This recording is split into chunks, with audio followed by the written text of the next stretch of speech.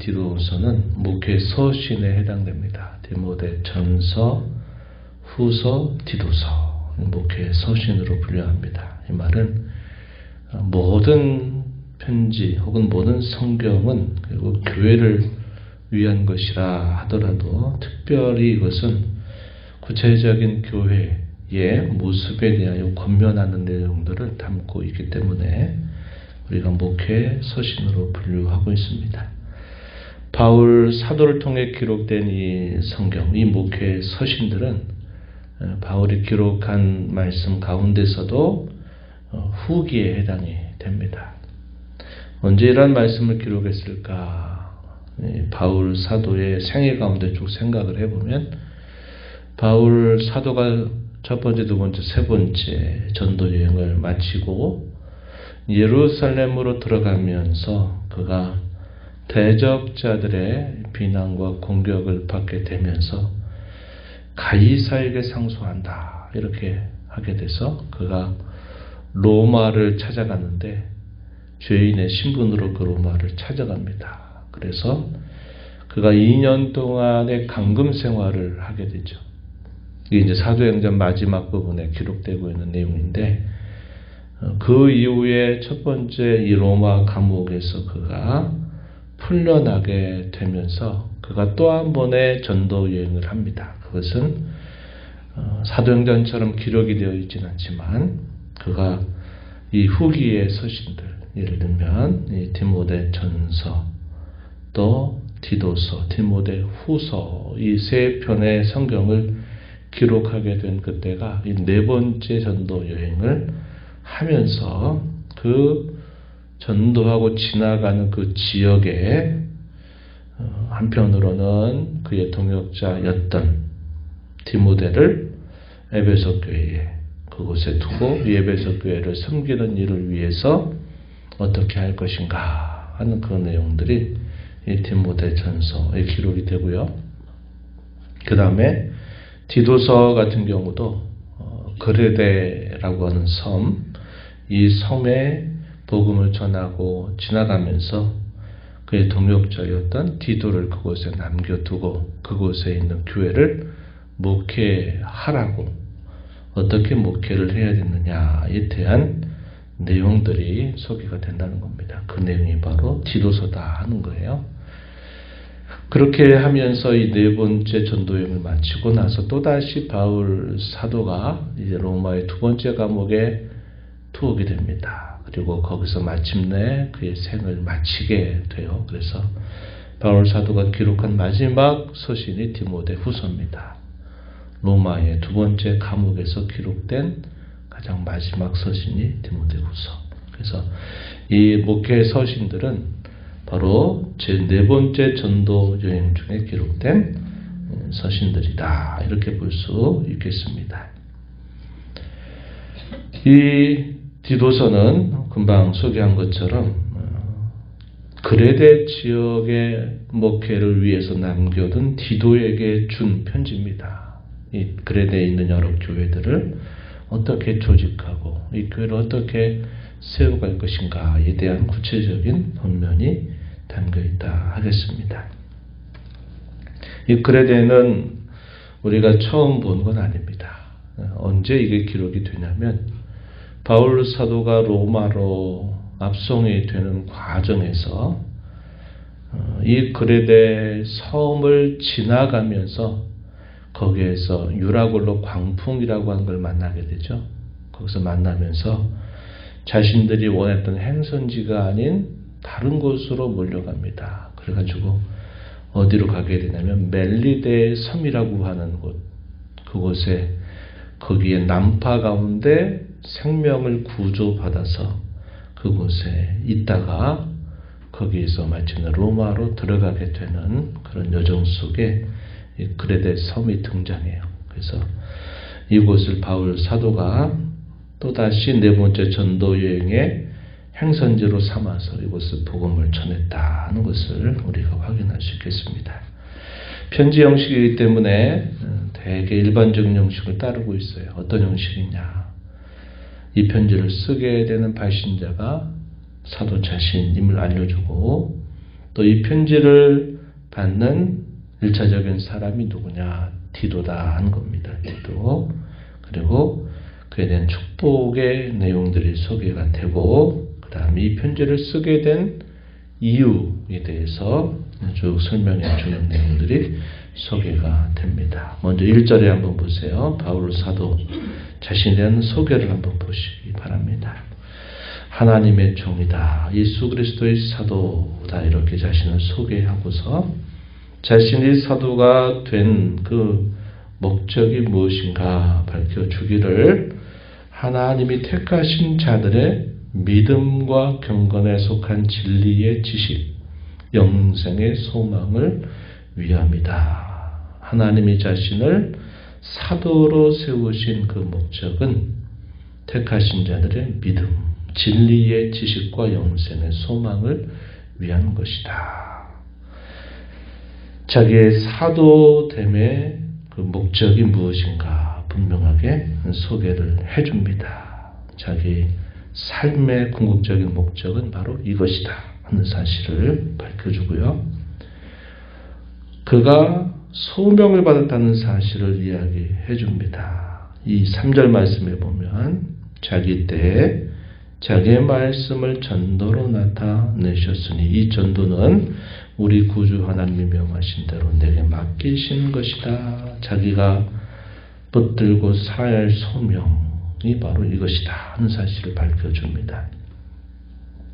여기서 말하는 전도라는 말은 우리가 오늘 전도한다 하는 말과 의미가 통하지만 좀 더 포괄적인 내용입니다.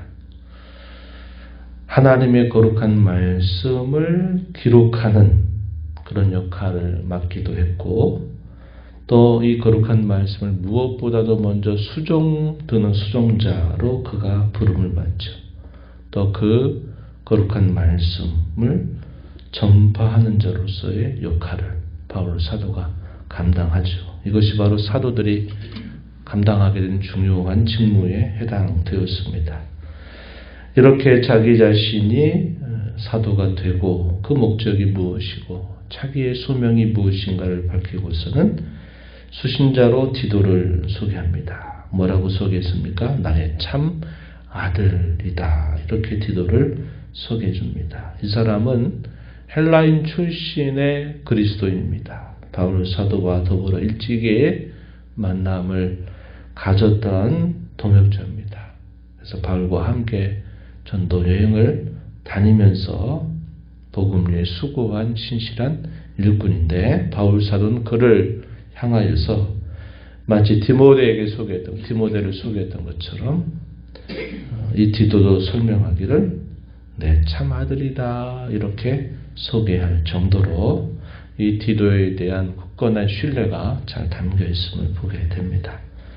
함께 복음을 전하러 이 그레데 섬에 갔다가 바울 사도가 그레데 섬을 떠나가면서 이 그레데 섬에 디도를 남겨둔 겁니다. 남겨둔 목적이 무엇인가? 5절 말씀에 설명하죠.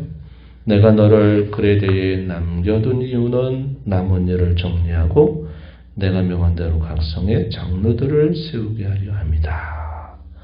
왜 그레데에 남겨두고 이곳에 더 있다가 와라 사도가 이렇게 부탁을 했느냐? 그레데 곳곳에 복음을 전하면서 거기에 교회의 모습이 갖춰져 있지만 여전히 이 그레데에는 교회를 위해서 일꾼을 세우는 일에 있어서 지금 중요한 그런 시점이다 하는 사실을 말해 주는 거죠. 그래서 여기 장로를 세운다 그럴 때 이 장로는 오늘날 우리가 교회 가운데 말하는 장로가 아닙니다. 여기서 말하는 장로의 의미는 치리장로, 다시 말해서 목사들을 세우기 위해서 그를 남겨두었다 하는 겁니다. 그레데 섬이 적은 섬은 아니었어요. 이 섬이 한 곳에 그레데 교회가 있는 게 아니라 그레데 여러 성들을 다니면서 그곳에 복음을 전하고 그곳에 있는 교회들을 이것저것 다니면서 그 교회의 지도자를 세우게 하기 위하여 자신을 남겨두었다. 이렇게 말해주고 있습니다. 그러면서 이런 교회의 목사 혹은 치리장도가 될 자격이 어떤 사람들이냐 하는 내용들이 길게 소개가 됩니다. 이 내용이 6절부터요 쭉 9절까지 소개가 돼요.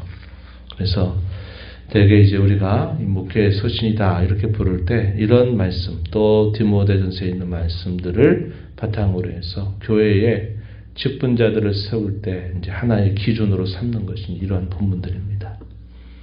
6절에 보면 책망할 것이 없고 한 아내의 남편이어야 된다. 방탕하다는 비난을 받거나 불순종하는 일이 없는 믿는 자녀를 둔찰해야 한다. 이렇게 표현했습니다. 이것은 그의 가정에 대한 하나의 기준선입니다. 한 아내의 남편이어야 되겠고 잘 순종하는 자녀를 둔 사람이어야 된다.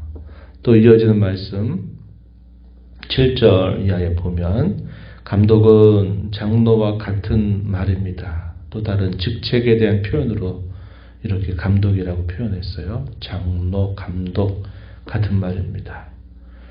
감독이라고 하는 말의 의미는 뭘까요? 그 맡은 직책이 전체를 감독한다 하는 그런 의미를 담고 있는 것이죠.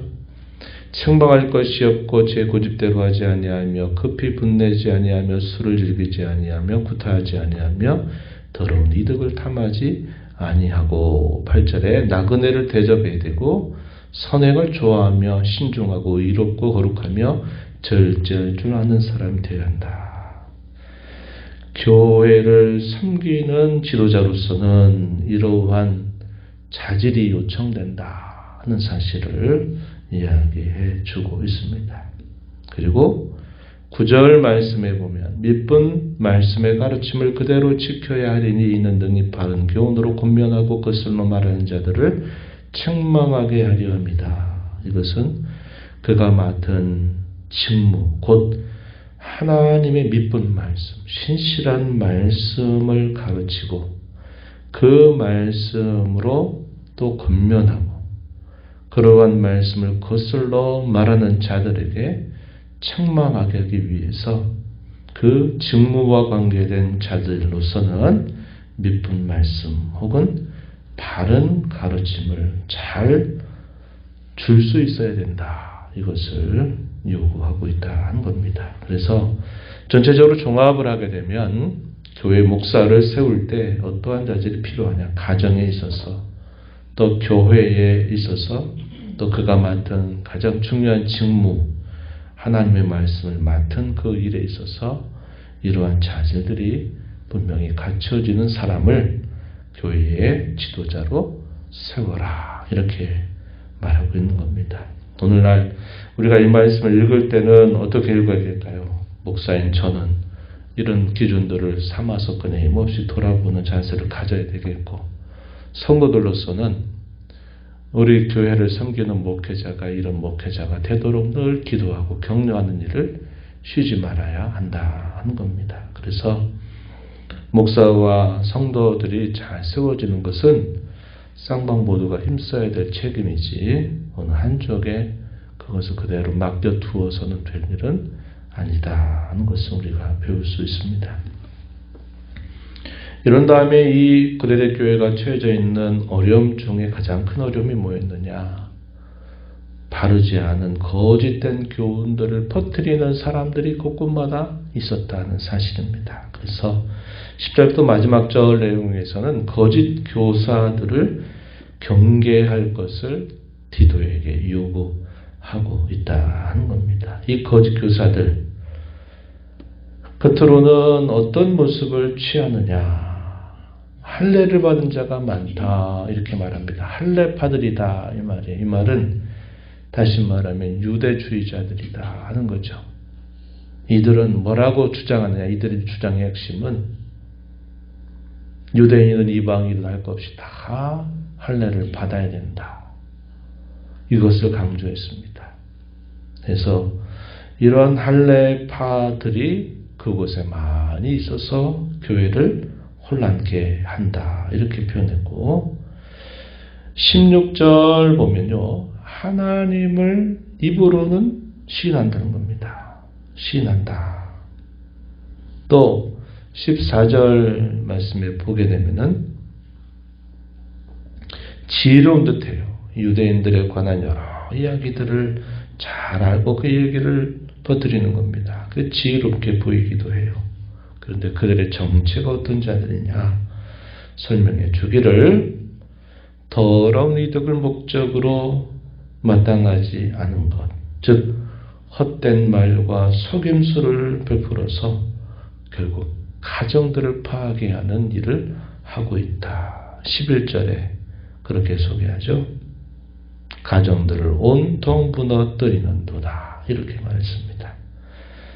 또 14절 또 15절 보면 허탄한 이야기를 따르는 자, 진리의 배반자고 마음과의 양심이 더러운 자다. 이렇게 그들의 정체를 밝혀줍니다. 16절도 보면 말로는 하나님의 존재를 시인하지만 행위로는 하나님을 부인하는 자라고 말해줍니다. 그들의 정체가 이러한 정체를 가지고 있다. 이들을 향해서 경계할 것을 사도가 촉구합니다. 그들의 입을 막으라. 11절에 그렇게 표현했어요. 또 13절 14절에 보면 엄히 꾸짖어서 그들의 명령을 따르지 못하도록 해라. 이렇게 또 권면을 하고 있다 하는 것입니다.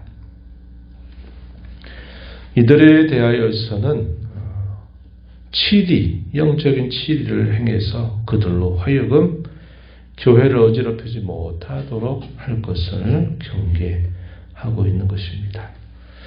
오늘날 우리 한국 사회에 즐비하고 있는 이단들의 특징도 겉으로는 사회봉사, 헌신, 나라에 도움을 준다. 많은 것들을 언론에다가 퍼뜨리고 또 많은 책자들을 만들어서 배포하지만은 그러나 결국 그 안으로 들어가게 되면요.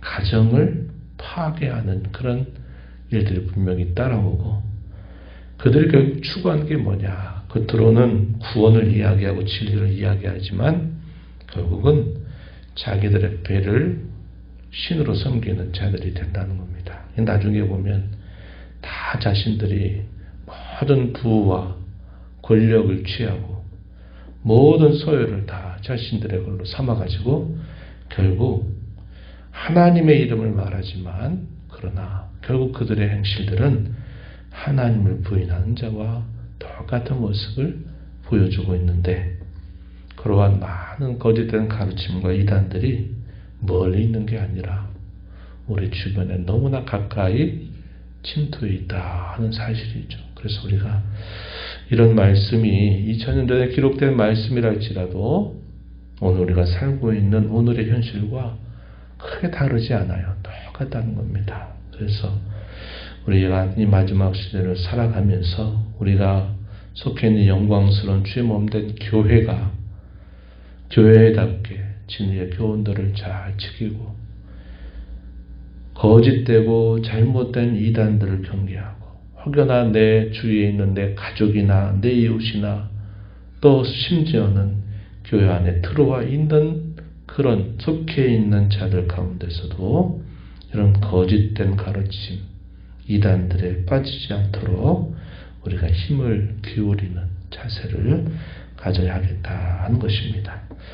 오늘 이 말씀을 보면서 오늘 우리의 이야기로 이 말씀의 교훈을 받아 우리가 함께 속해서 이루어가는 교회가 주님이 기뻐하시는 참교회를 이루어가는 일에 하나님의 은혜를 구하고 내가 또 그 속해 있는 교회 지체로서 또 그러한 교회를 이루어가는 일에 또 큰 도움을 함께 나눌 수 있도록 또 위하여 힘써 기도하는 저와 여러분이 되어야 하겠습니다.